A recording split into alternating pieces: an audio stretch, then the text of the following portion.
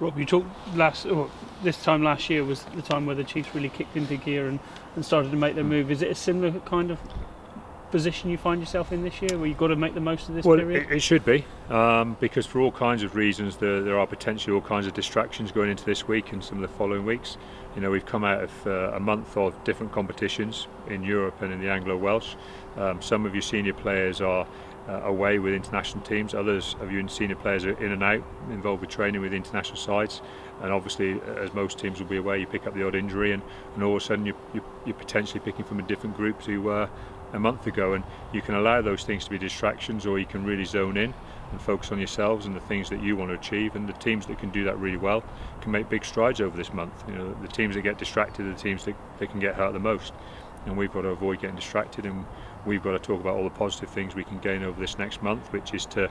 cement ourselves in a good position within the top four. That's going to take a lot of doing. We've got some tough fixtures, but the reality is, if you want to be Premiership champions, you deal with times like this, and that's probably the challenge that we can put to the players. Is we dealt with it last year, and we've got to deal with it again this year. You recharged some of the frontline guys, but at the same time you've had a number of what I call senior guys really come through in this past fortnight, haven't they, and really put their hand up. That's right. I mean, it's like, you know, seeing guys like Wilhelm van der Sluis back and playing from an injury gives us some thickens us out a little bit. Ollie Devoto getting back there now starts to thicken us out. As you said, seeing Cordero back was great. You know, Phil Dolman's had some extra game time, which I think he's needed. Our nines have had some game time which they've needed. So, you know, I feel pretty comfortable where we are as a group. You know, the bigger picture of what's going on here at Exeter Chiefs looks very comfortable to me. You know, I'm very comfortable with the squad we've got going forward over, you know, not just the next 12 months, but the next 2 or 3 years, and looking at the academy group that are coming through. But on top of building that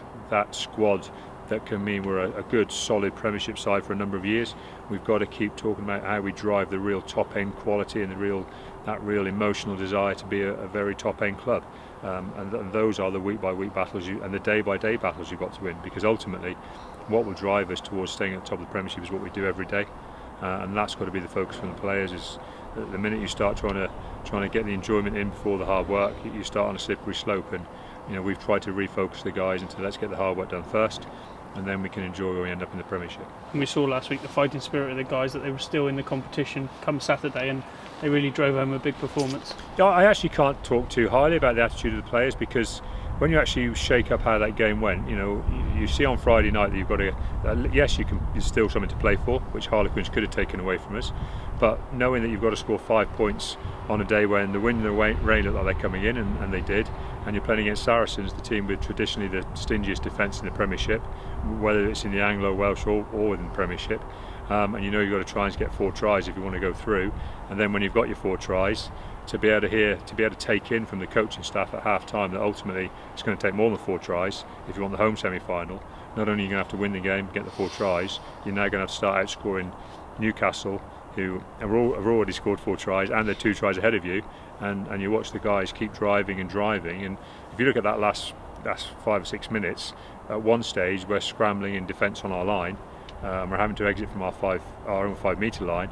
and then we actually force the score, you know, by getting to the opposition 5 metre line and driving in and driving line out. And passages of play like that can often define seasons, and ultimately they've defined how we've got a home semi-final in the Anglo-Welsh, and you've got to hope that passages of play like that will define bigger pictures for us in the Premiership as well.